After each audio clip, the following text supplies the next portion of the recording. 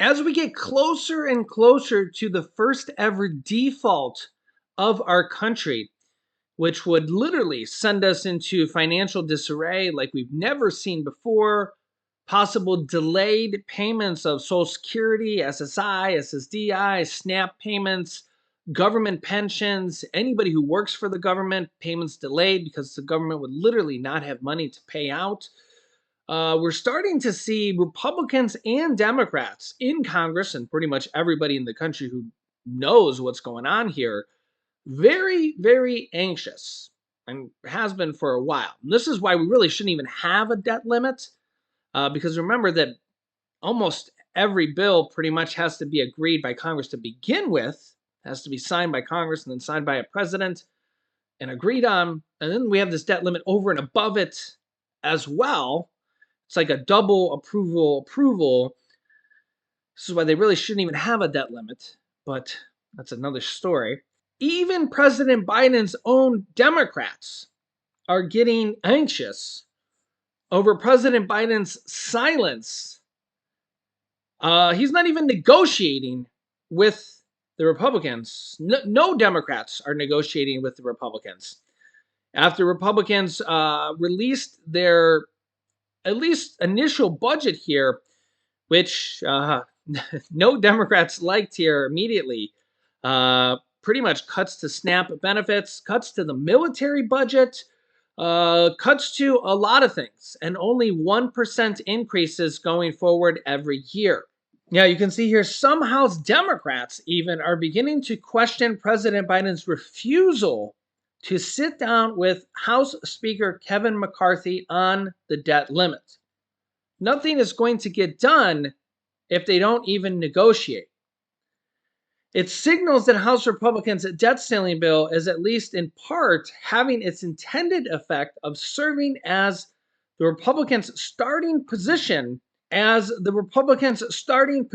in debt ceiling negotiations. Biden, in a speech here a few days ago, reacted to the proposal dismissing Republicans as threatening to default, quote, unless I agree to all these wacko notions they have. That's a quote by Biden, to cut spending in exchange for lifting the debt limit. Democratic centrist Joe Manchin released a statement on Thursday calling for Biden to come to the table, saying, quote, while it is reasonable to sincerely disagree with any specific debt ceiling approach, we will achieve a historic default if President Biden continues to refuse to even negotiate. Even Joe Manchin is agreeing that Biden's not even negotiating here. He's not even meeting with Kevin McCarthy. Manchin credited McCarthy with putting forward a proposal that would prevent default and rein in federal spending, adding that while he does not agree with all of its content, it is the only bill actually moving through Congress that would prevent a default. Democratic Representative Dean Phillips from Minnesota said, I respect the White House's position, but not in perpetuity, because negotiation, that's what this whole institution about. I do think that the president and the speaker should always talk, said Democratic Representative Jared Moskowitz from Florida, and Joe Biden has shown over his history that he's always willing to negotiate. Still, it's unclear to me and a lot of people, you let me know your thoughts in the comments on why President Biden and Democratic leaders, Hakeem Jeffries, House Minority Leader, Chuck Schumer, Leader of the Senate, anybody is not negotiating with the Republicans at all over the debt ceiling. Kevin McCarthy has said it's probably about 80 plus days now since he met with President Biden, and nothing has happened. Nothing has happened. I mean, here we are. It's about to be May, and this is absolutely ridiculous that this is how long Congress takes to get something done. Imagine if it took you this long to pay your bills, to negotiate, to pay your bills this way.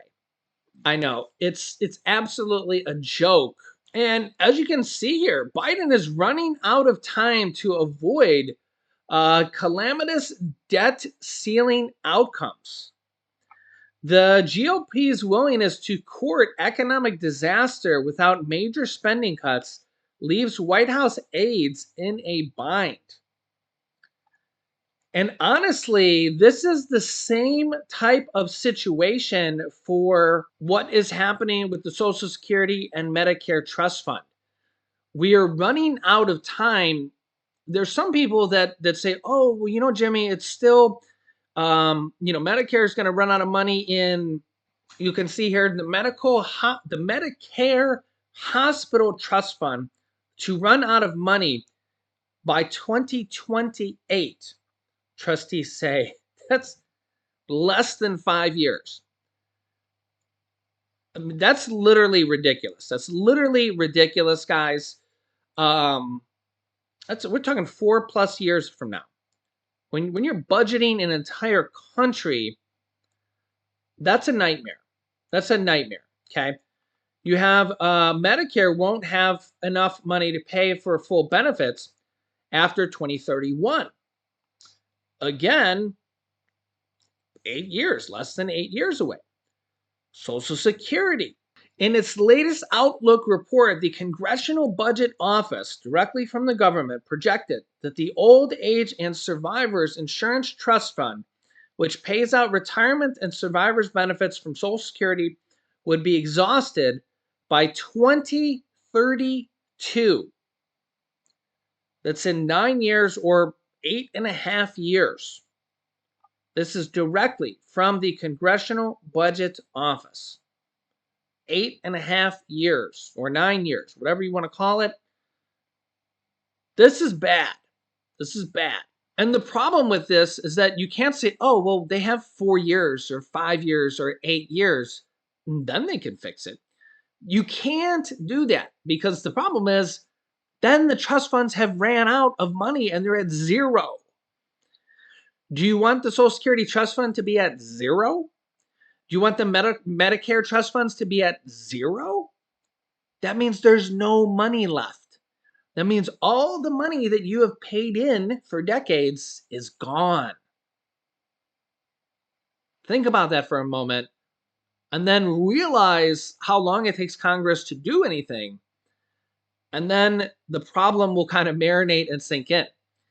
The other problem is that Republicans and Democrats can't agree on anything. This is what frustrates me so much. The other problem is that nobody wants a cut to their benefits. I get it. I get it. Trust me, I've paid into Social Security, just like you've paid into Social Security. My wife who paid into Social Security. My son's going to pay into Social Security. He wants it to be around when he's an old fellow, a senior. My parents are seniors. My wife's parents are seniors. I get it. We're all going to be there, hopefully, at someday, God willing. This is a problem for us all. France is dealing with this problem. Right now, they just raised their retirement age by 2 years. We've already raised our retirement age. France raised their retirement age by 62 to 64, and they're gathering in the streets all upset. And Americans are thinking, our retirement age is already older than that, bro.